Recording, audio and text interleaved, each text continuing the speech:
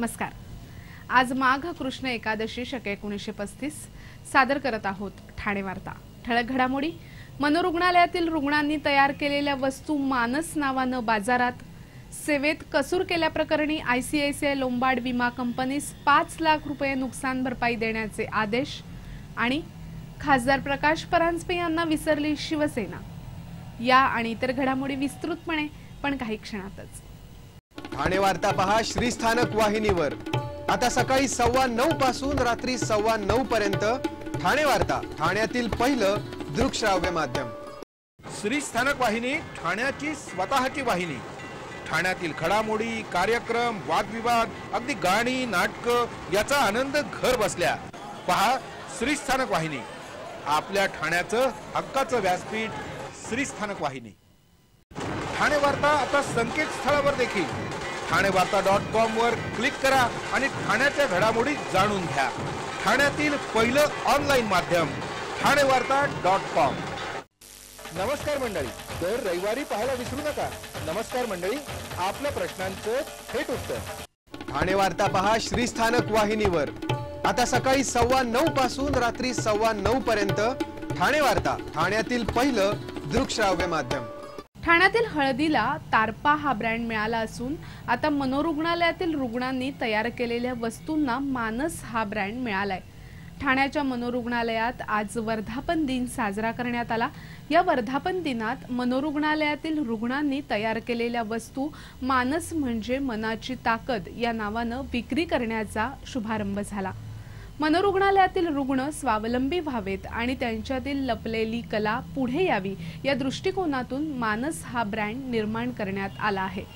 यावेळी मनोरुग्णांनी तयार केलेल्या एम्ब्रॉयडरी साड्या, ड्रेस मटेरियल, बॅग, पिशव्या, पर्स, भेटकार्ड अशा विविध वस्तू विक्रीसाठी उपलब्ध करून देण्यात आल्या। मनोरुग्णालयातील रुग्णांनी मोठ्या जल्लोषात वर्धापन दिन साजरा केला। नाच, गाणी, खेळ अशा विविध कार्यक्रमांचं आयोजन यावेळी करण्यात आलं होतं।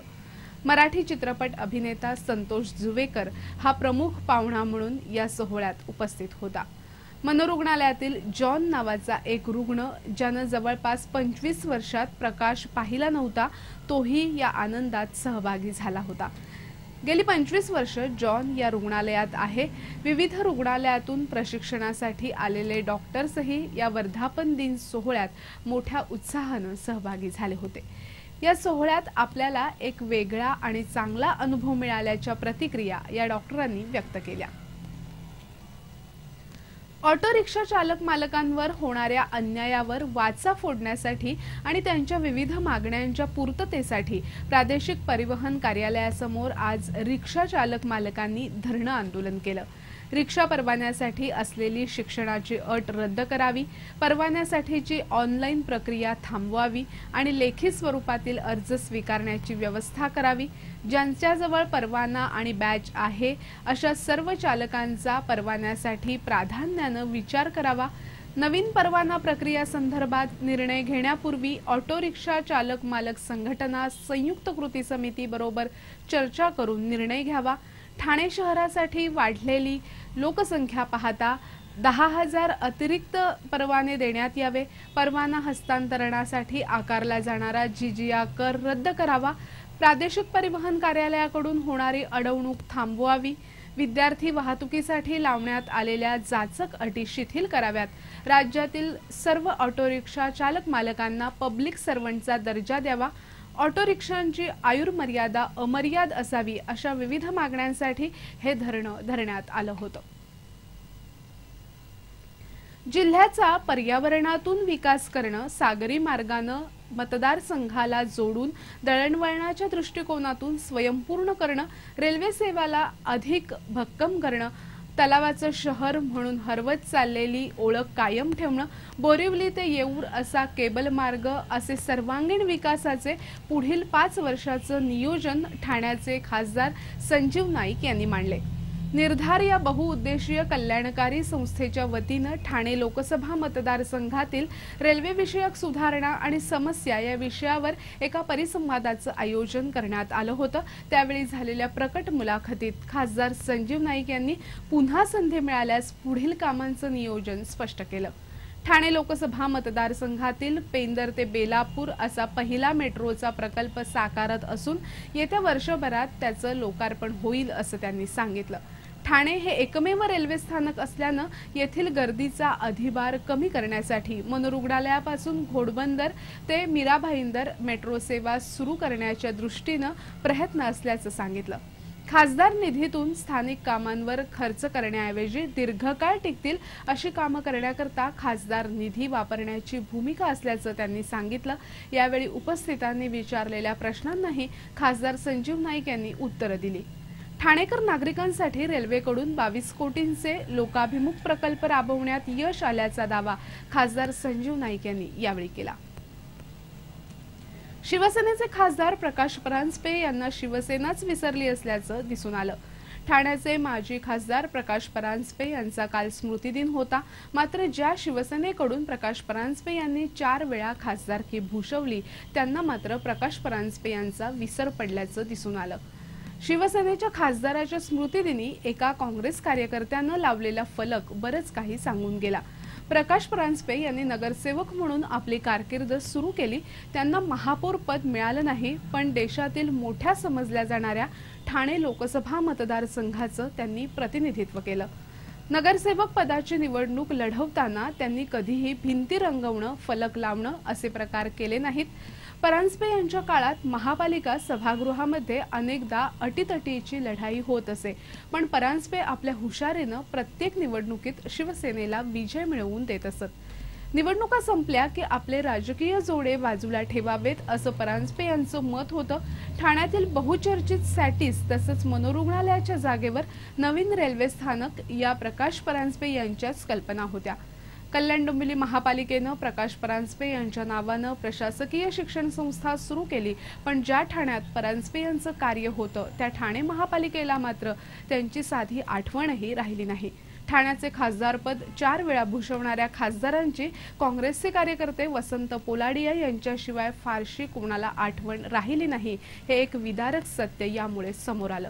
पोलाडिया यांनी काँग्रेस कार्यालयासमोर प्रकाश परांजपे यांना आदरांजली अर्पण करणारा भव्य फलक लावला होता, मात्र त्या पलीकडे परांजपे यांची आठवण फारशी कोणाला झाली नाही। ठाणे वार्ता पहा श्रीस्थानक वाहिनीवर आता सकाळी 9:15 पासून रात्री 9:15 पर्यंत ठाणे वार्ता, ठाण्यातील पहिलं दृकश्राव्य माध्यम। आपला परिसर स्वच्छ आणि सुंदर ठेवण्यासाठी ठाणे महापालिकेत सहकार्य करा। ओला सुका कचरा वेगवेगळा जमा करा आणि रोगराईपासून मुक्तता मिळवा। श्रीस्थानक वाहिनी ठाण्याची स्वतःची वाहिनी। ठाण्यातील घडामोडी, कार्यक्रम, वादविवाद, अगदी गाणी, नाटकं याचा आनंद घर बसल्या पहा श्रीस्थानक वाहिनी। आपल्या ठाण्याचं हक्काचं व्यासपीठ श्रीस्थानक वाहिनी। ठाणे वार्ता आता संकेतस्थळावर देखील ठाणेवार्ता.com वर क्लिक करा आणि ठाण्याच्या घडामोडी जाणून घ्या। ठाण्यातील पहिलं ऑनलाईन माध्यम ठाणेवार्ता.com। डॉक्टर आणि रुग्णांचं पिढ्यानपिढ्यांचं जिव्हाळ्याचं नातं म्हणजेच डॉक्टर बेडेकर हॉस्पिटल। आता अत्याधुनिक सोयी सुविधा आणि तंत्रज्ञान युक्त वंध्यत्व निवारण केंद्रात IVF आणि टेस्ट ट्यूब बेबीचीही सुविधा। डॉक्टर बेडेकर हॉस्पिटल, महर्षी कर्वेपथ, ठाणे। 65 वर्षांची निरंतर सेवा। ठाणे वार्ता पहा श्रीस्थानक वाहिनीवर आता सकाळी 9:15 पासून रात्री 9:15 पर्यंत ठाणे वार्ता, ठाण्यातील पहिलं दृकश्राव्य माध्यम। ठाणे महापालिकेनं ऑनलाईन पद्धतीनं मालमत्ता कर भरण्याची सुविधा उपलब्ध करून दिली आहे।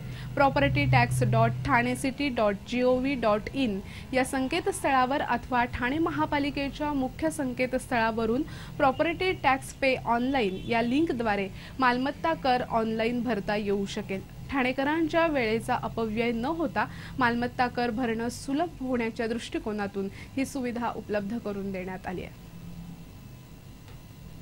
ठाण्यातील शिवसैनिकांनी राष्ट्रवादी काँग्रेसचे प्रवक्ते नवाब मलिक यांच्या पुतळ्याचं काल दहन केलं।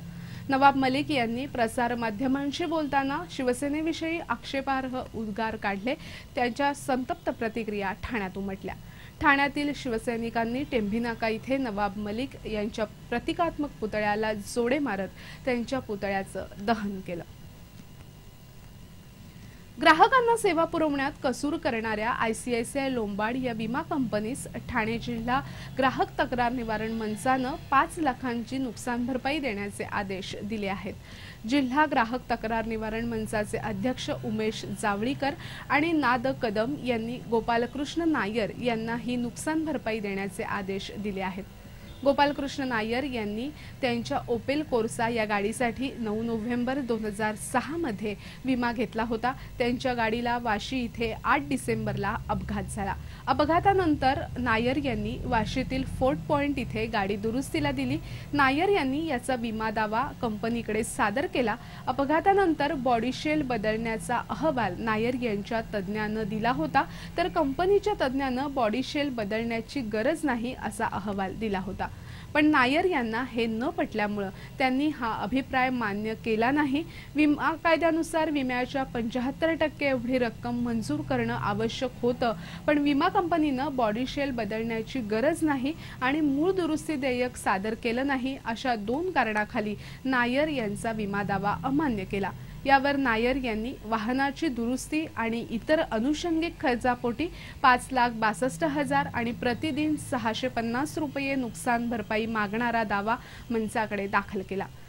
विमा कंपनीनं बॉडीशेल बाबत दोघांनी अंतिम निर्णय न घेतल्यानं नायर यांना विहित कालमर्यादेत दावा मंजूर करता आला नाही असं विमा कंपनीतर्फे सांगण्यात आलं। नायर यांनी एकूणच असहकार केल्यामुळे ही तक्रार नामंजूर करावी असं विमा कंपनीचं म्हणणं होतं। मात्र मंचानं विमा कंपनीनं अनुचित प्रथेचा अवलंब केला असं सांगत वाहनाचे विमा मूल्य, तक्रार खर्च आणि मानसिक त्रासापोटी एकत्रित अशी 5 लाखांची नुकसान भरपाई गोपालकृष्ण नायर यांना देण्याचे आदेश दिले। सध्या गाजत असलेल्या युनायटेड बँक ऑफ इंडियानं 10,760 कोटी रुपये वैयक्तिक कर्ज म्हणून वाटप केल्याचं उघड झालंय। युनायटेड बँक ऑफ इंडियामधील एकूणच गैरप्रकारांबाबत बँकेच्या अध्यक्षा अर्चना भार्गव यांनी अलीकडेच राजीनामा दिला होता। बरोबर 1 महिन्यापूर्वी माहिती अधिकारात विचारलेल्या प्रश्नांना संबंधित विभागाकडून माहिती मिळाल्यानंतर उत्तर दिलं जाईल असं म्हटलं होतं। भारतीय जनता पक्षाच्या राष्ट्रीय कार्यकारिणीचे सदस्य ओमप्रकाश शर्मा यांनी माहिती अधिकारात विचारलेल्या प्रश्नांना उत्तर देणं बँकेनं टाळलं होतं। शर्मा यांनी गेल्या 20 वर्षात बँकेनं वितरित केलेलं आणि बुडालेलं कर्ज याची माहिती मागितली होती। कर्ज बुडवणाऱ्यांवर काय कारवाई केली आणि गेल्या 20 वर्षात किती कर्ज वसूल झालं अशी विचारणा केली होती। त्यावेळी बँकेनं संबंधित विभागाकडे याची माहिती मागितली असून ही माहिती आल्यावर उत्तर दिलं जाईल असं शर्मा यांना कळवलं होतं। मात्र शर्मा यांच्या इतर काही प्रश्नांना दिलेल्या उत्तरात बँकेनं 10,760 कोटी रुपये वैयक्तिक कर्ज म्हणून दिल्याची माहिती दिली होती। बँकेत 1,39,39,984 बचत खाती असून बँकेची 2,11,996 कोटीची थकबाकी असल्याचं म्हटलं होतं। बँकेनं यापैकी वैयक्तिक कर्ज म्हणून 10,760 कोटी तर प्राधान्य क्षेत्रासाठी 28,339 कोटी कर्ज वाटप केलंय। बँकेची सर्वाधिक थकबाकी ही औद्योगिक आस्थापनांकडे आहे। तसंच पायाभूत क्षेत्रासाठी दिलेल्या कर्जाचीही 15,953 कोटींची थकबाकी असल्याचं म्हटलं होतं।